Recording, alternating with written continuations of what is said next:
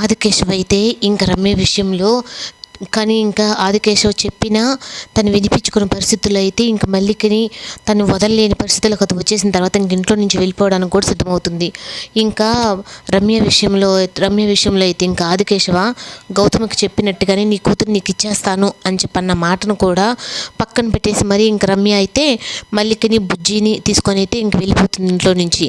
ఇంకా ఆదికేశవ్ అయితే తన్ని రమ్యతో జీవితం పంచుకున్నప్పుడు మొత్తం గుర్తు చేసుకొని అలాగే మల్లికని చిన్నప్పటి నుంచి తను పడ్డ సమస్యలన్నింటినీ గుర్తు చేసుకుని బాధపడుతూ ఇంకా రచ్చబండ దగ్గరికి అయితే వెళ్తాడు.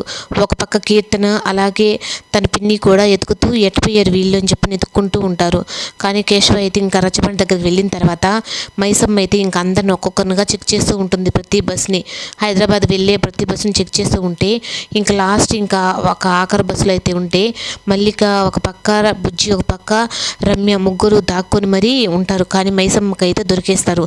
ఇంకా రచ్చబండ దగ్గరికి రమ్మని చెప్పి అనేటప్పటికి ఇంకా గౌతమ్ అయితే మైసమ్మ వాళ్ళ ముగ్గురిని తీసుకొని అక్కడికి వచ్చేటప్పటికి ఇంకా మల్లిక కూడా నేను రమ్య అమ్మని నాకు అమ్మ అని చెప్పి అన్నా కానీ ఇంకా తీర్పు ఇప్పుడు ఎలా చెప్తావు ఆదికేశవ అని చెప్పని గౌతమ్ అయితే అడుగుతాడు.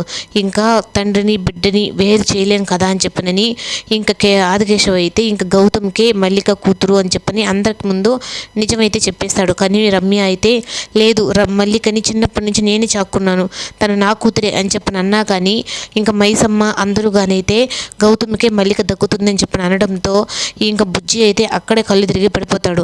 పడిపోయేటప్పటికి ఇంకా ఆదికేశవ్కి అయితే మల్లిక లేకపోతే బుజ్జి బతకదని చెప్పని ముందుగానే డాక్టర్లు చెప్పుంటారు.